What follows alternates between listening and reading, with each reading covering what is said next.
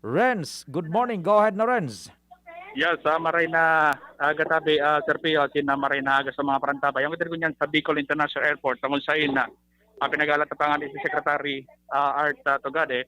Habang tabigalat tabi Sir Pio, live tango na, live kitang mga makaibangon niya ni Congressman Joey Sarte Salceda, kan Second District, akong Second District of Albay. Akong tabi, nasa ibon na rin niya po, Sir Pio Fernandez, na programang Tingukan Banuan. Live po kita sa DCGB. Yes, maray na aga po. Sarong dakulang kaugmahan, as in sarong aldaw ning dakulang paglaom. Then, suping kan 2005, kan pinuna ta, ang enot na pondo na pikaag sa airport. Sa pagi po ni Presidente Gloria Macapagal Arroyo, na nag-abot po ning 58 million para po sa feasibility study and detailed engineering. Sinundan po ini kan halos 85 million para po sa pagbakal kandaga, as in pinakadakula pong pondo pigkag po kan 2011. So ang pigsasabi nga ni na we reckon the so-called construction from 2011 to 2022. So it's still 11 years. The Japanese finished the bridge from Hong Kong to Macau to Shinshin to Macau in only so many years. Mhm. I think 6 years. So, but it's still, because it's good for tourism, and especially I think it is again a driver for private investment. So not just domestic, it's good for our OFW. Because I should expect that by next year, there should be international flights here. Oh, okay. Kung maray na aga, si Pio po kan DCGB. So expected next year, operational, full operation na yan tabi kong? Yes, by May 2022. May 2022. But there is a proposal from Aboitiz for original proponent status to run the airport. Opo, yung Para sa kuya, I support that because this airport actually was built in 2005. So the design is only for like 10 years. We're beyond 20 years. We're almost 16 years. So in 5 years, we need to expand this airport again.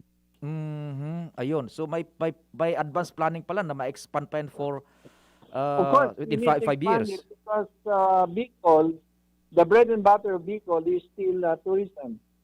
Ay, And opo. the good thing about tourism is it's horizontal, not vertical. When it means horizontal, pagbaba kan karon turista, Mm-mm. mas kay sa tricycle, pag tricycle, ma-hotel, pag hotel, mapalabam, makaon sa luwas, mabakal ki souvenir. So ang sarong turista, ma-crear ning limang trabaho. So it is a very horizontal industry. So the prospects of Bicol is still in tourism. And aron kang kwarta ni bawa kan mga taga China, paganing mag-earn sinda kang kwartang-an, kay pan mag-invest sa China. Big day, pag baba kan turista, magastusan na. Di man kita pig-invest duman sa turista. Mm-mm. So, yun kung kinaibahan ko, kung nga tatakay puwanta ang tourism development sa Bicolandia. Opo, kung tabi anong possibility man agad na Aboitiz nan magpadalagang kayan tabi? I am supporting that Aboitiz should run the airport Ay, opo. Kung the way, because there is a need for further expansion. oho. Kung tabi sa In 5 years, you need to expand this airport. And number 2, private enterprise can make it a hub. Oo. Ang buot sabihin, sa mga flights, pwedeng mga flights na nagduduman sa Panglao, pwedeng idiretso ng Dadigdig, sa Cebu, sa Davao. Kaipuan pa po ng kwarta talaga. So kung kaipuan na makikwarta, maaagi na naman kita sa Kongreso, di pa ka mo naraya, unsing taon bago natapos. Oho.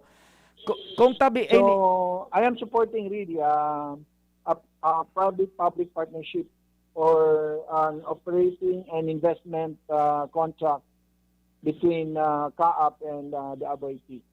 Was there an assurance hali kay Secretary Tugade na matapos ang niya na taon? I think December, they will finish it, but you cannot run it. Yun. Sige, tabi. O di yung mas... Gabos na pako, siguro nakapako na. Oho. Pero so mga tao na kayo pa mapadalagan, kayo pa ang praktison. Kayo pa maki-customs, kayo pa mo po ki immigration. Yes. So Oho. kayo po mga sistema. Kayo pa mo pa pong kaurunon sa mga international airlines na ibon destinasyon ng Bicol. Mhm.